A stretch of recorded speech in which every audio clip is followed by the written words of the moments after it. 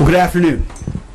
I'm honored to stand right here today alongside one of America's finest, Admiral Brad Cooper, Commander of U.S. Central Command. We just had a chance to spend a couple of hours together, better part of 2 hours, going through the entirety of this operation, Operation Epic Fury. And Admiral, I want to thank you for everything you do and your incredible leadership, for your dynamic thinking, the way you're attacking this problem set on every level.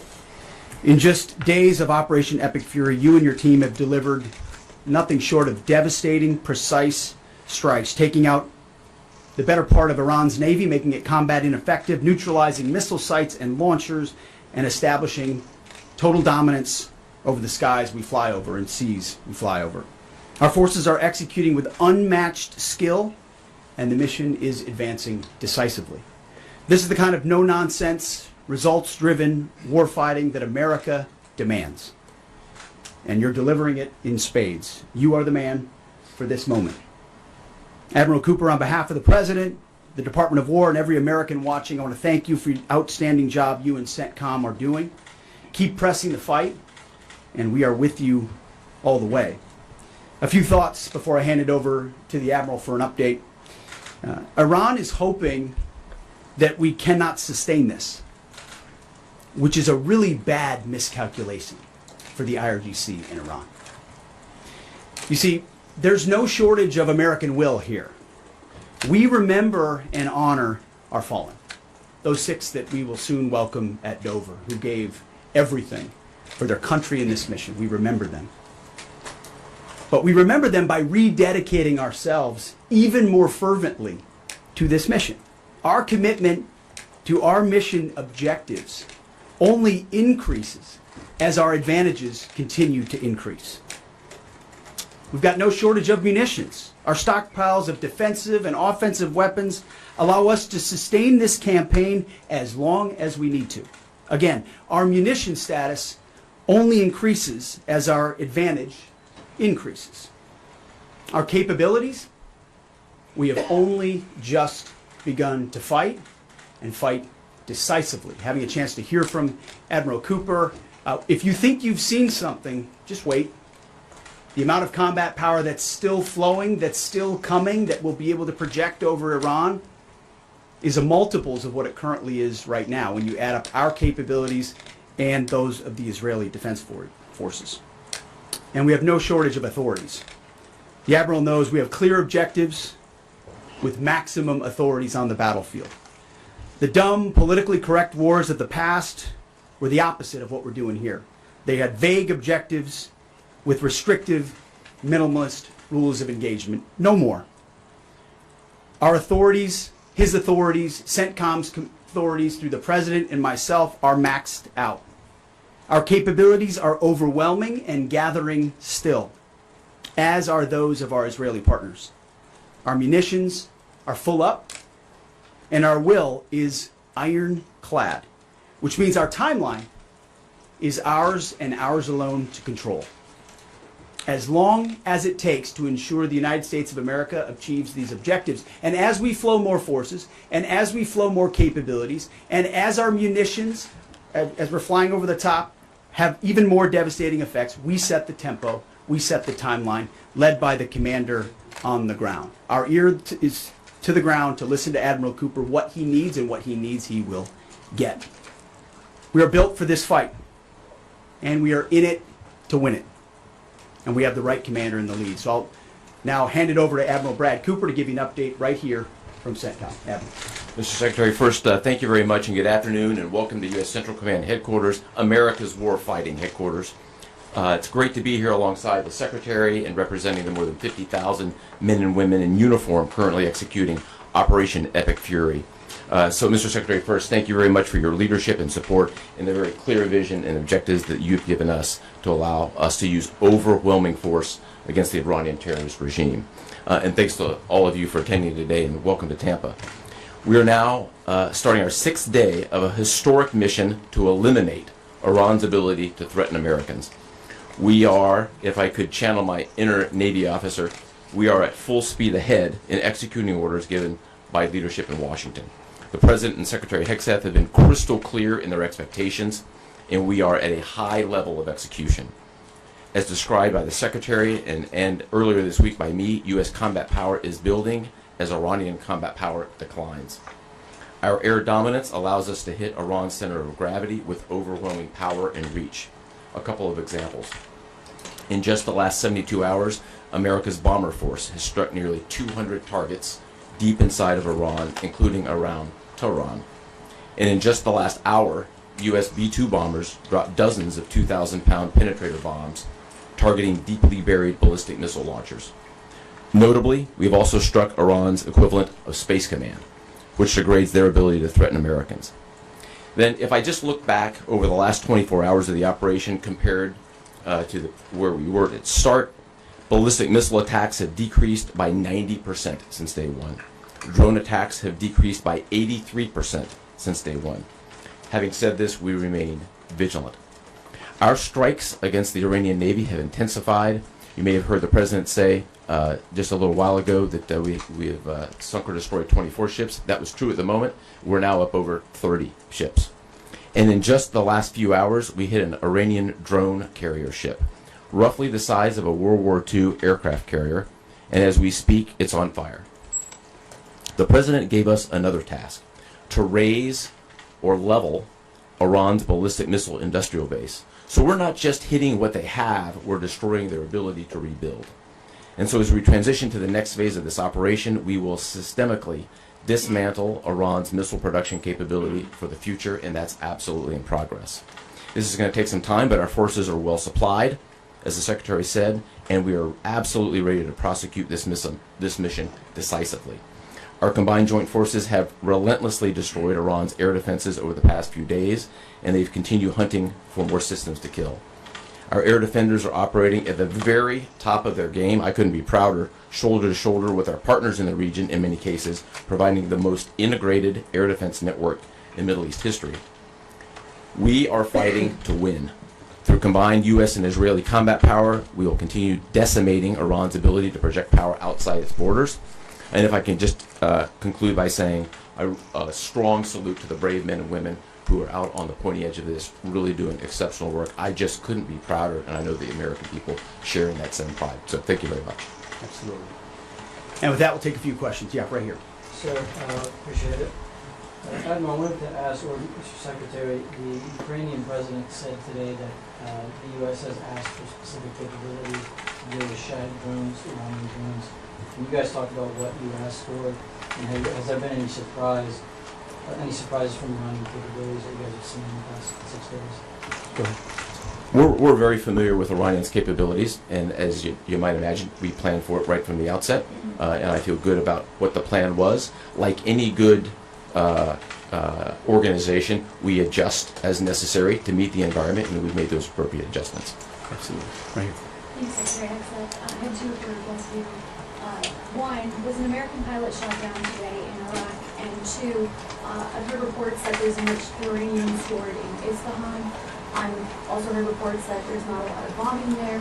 Is that on purpose? Do we believe there's enriched uranium there? And would we ever send special forces to secure it?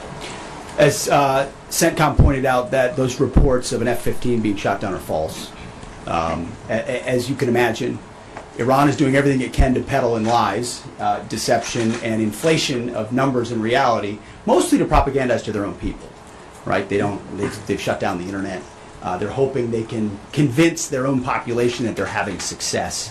One thing one of their leaders said recently is that 500 Americans have been killed, they claim. These are lies. The lies will continue. CENTCOM will continue to debunk those lies. So, and as often is the case in conflict, first reports are often wrong. As it pertains to nuclear material and things like that, one of the objectives the President has always said is that Iran will not have a nuclear bomb, nuclear capabilities, but we would never disclose what we will or will not do inside operational plans. So Admiral Cooper's got a plan. We're working that plan, and targets will be struck or not struck according to what we want to achieve. Yeah, right there. Secretary Hegseth, the President said earlier today in an interview that he would like to have a say in who's the next leader of Iran. Is this an expansion of your military objectives? Do you view it that way? And additionally, you spoke earlier today about how previous leaders have drawn resources from our hemisphere to the Middle East. Mm-hmm. How do you avoid that? Well, there's no expansion. Ultimately, I think the president's having a heck of a say in who runs Iran, given the ongoing operation we have. So there's no expansion in our objectives. We know exactly what we're trying to achieve. I think today's a great example of what this War Department is capable of doing. I was just in another part of Florida today where we announced, America's counter cartel conference. 18 countries coming together from Central, South America, and the Caribbean, coming together to fight cartels. That is something that is ongoing.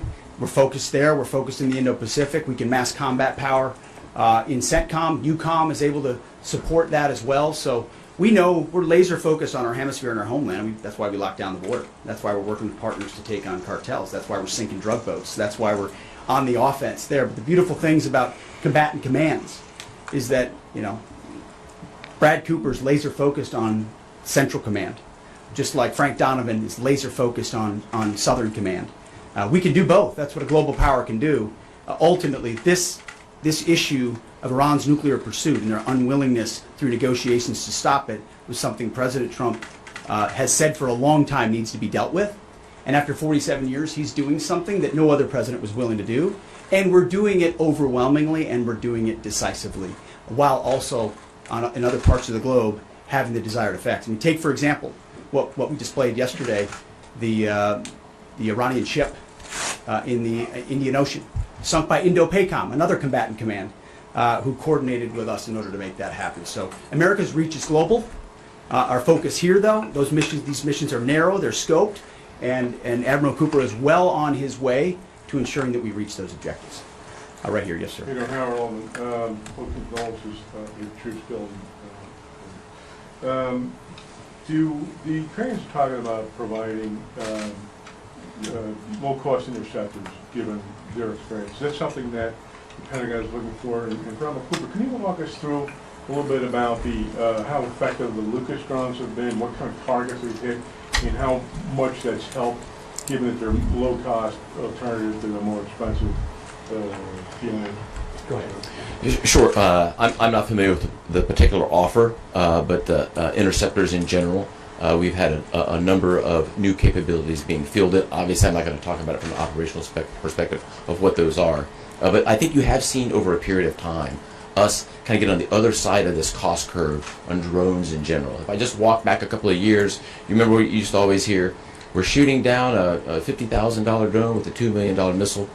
These days, we're spending a lot of time shooting down $100,000 drones with $10,000 weapons from ours. So that's one aspect of it. Lucas, indispensable. As many of you know, and if you don't know, this was an original Iranian drone design. We captured it, pulled the guts out, sent it back to America, put a little Made America on it, brought it back here, and we're shooting it at the Iranians. Good targets. Good targets. Absolutely. Right there. Thank you so much, Secretary. President Trump, in his first speech after the launch of the Operation Epic Fury, he addressed Iranian people and he said that there is going to be a time for you to come out, but it's not now. Stay home. It's not safe. I want to know if there is a timeline for that you're going to urge Iranian people to come out, how that is going to play out, and how are you going to protect the protesters? You know that they're going to be shot probably, as we witnessed in January. That's what happened. How are you going to protect and support the protesters? And Admiral, I have one question for you. How are you going to minimize the civilian harms? We have a lot of evidence that the Basij units, IRGC commanders, they are now gathering in schools, in hospitals, in purely residential areas because their headquarters are bombarded, they are ruined, of course. So how are you going to protect the civilians while you're attacking the IRGC people hard? Thank you. I would just say on the protests, obviously the Iranian people showed a lot of courage in those protests, and we saw the Iranian regime was revealed for what it is in the way they reacted to that. The world saw that. No one's done more than President Trump to reopen the opportunity for those who want a free Iran to do so. Ultimately, it's common sense, as he said up front. Don't go out and protest while bombs are dropping inside Tehran and elsewhere. So there will come a moment where he determines, or they determine, that it's the time to seize that advantage. But there's a lot of things we're doing and the Israeli military is doing targeting those individuals who are targeting those who protest. The more you do that and you erode their will and you erode their capabilities, the more you create an opportunity for people to boldly stand up. Yeah, I would just reinforce the point, we're targeting the people, or we're targeting the headquarters and the people who are targeting the protesters, first and foremost. I'd also just double down on the president's comments that he previously made to the people. Stay in your homes, keep things calm, stay out of the way. There's a lot of U.S. and Israeli capacity coming over. We're hitting a lot of targets. The best thing for them to do for right now is just to lay low. Right here. Secretary, one common outcome of American military action in the past has been taking in thousands of refugees into the American homeland, and I'm wondering if there's any safeguards put in place to make sure that the American people aren't having to have another wave of refugees from the Middle East or anywhere else come and stay here. I think it's safe to say there's no plan for a wave of new Middle Eastern refugees to the United States of America. I think as the President has pointed out for a long time, there are a lot of countries in the region who would be capable of providing that kind of support if need be, but that's certainly not something we're planning on. Yeah, back there. Yep. Yes, sir. Michael in Washington Times. I wanted to ask, I know, Semper Gumby is always a truism in the military. Did the British decision to refuse Diego Garcia have any impact on the mission itself? Did you have to adjust, or were you able to just completely, go with the mission without even worrying about that? Well, as the President stated, it was unfortunate that that the Brits didn't, from day one, say, "Hey, go ahead and have access." But we got there. We got there, and that's now part of the way that we're operationalizing bomber runs. And as part of when we say more to come, it's more fighter squadrons, it's more capabilities, it's more defensive capabilities, and it's more bomber pulses more frequently. The amount of firepower over Iran and over Tehran is about to surge dramatically. And part of it is that we're going to have even more basing. And it's not just the UK. We've had other friends step up, and we're grateful for that. Maybe one more right here. Yeah, the Azeri president earlier today basically authorized his Minister of Defense to begin preparing troops for some type of retaliatory action after the airport strike. Has the Department of War and CENTCOM been working on deconflicting with the Azeri if they were to move in or attempt something in retaliation? I'm sure there are plans, and I'll let the Admiral speak to that, but that does allow me to kind of address this idea that the war might be expanding, or there's chaos, and nothing could be further from the truth. If anything, what Iran is doing by targeting allied countries that would otherwise want to stay out of this, they've actually pulled them into the American orbit. So now you've got UAE and Qatar and Bahrain and Saudi and Kuwait and others saying, "Hey, we're with you. We'll shoot with you. We'll fly with you. We'll defend with you. We'll allow you more basing," and other a lot of which we can't talk about and won't talk about. But it's actually firming up the unity of the resistance in order to focus exactly where we need to. So this idea that it's expanding or going, no, it's actually simplifying in a number of ways exactly what we need to achieve and how we'll achieve it. I don't know if you anything to add to that. I won't get out of policy ahead of policy in terms of what we might do. What I will point out is this is now the 12th country that Iran has attacked. 12 countries, and it goes right back to the Secretary's point. Those 12 countries are none too happy, and I look forward to working with all the partners who are willing to join us in this. And I would just close by saying, Mr. Secretary, one more question.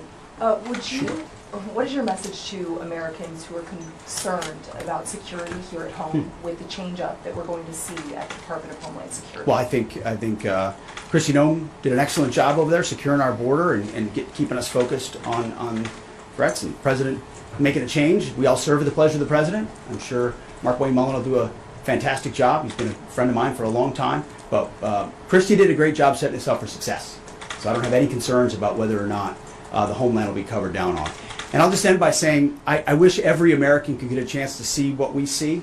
I had a chance to go into the control room, into the Tactical Operations Center, go see these young men and women that are doing this, the dedication that they show at every level, the way they've refined their craft. Now, I'm talking to a young colonel who's iterating on how we target and how we find and fix different aspects of what the Iranians are trying to do. If they don't know what they're up against. And if they think they've got it solved for, they're wrong. And ultimately, the combination of our ingenuity, the skill, the professionalism, the discipline, and then the sheer weight of the capabilities of the U.S. military, what you're going to see may look routine. It may start to be like, oh, another boat. Oh, another launcher. Oh, another drone facility. What it takes to do this with the precision that we do is world-class. No one else can do it. And it's world-class Americans.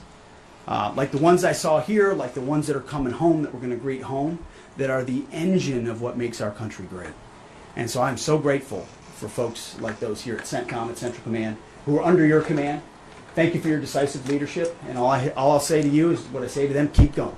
Because the President and myself, we have your back. Thank you, Admiral. Appreciate it. Thanks very much. Mr. Secretary, how is this operation going to ensure Iran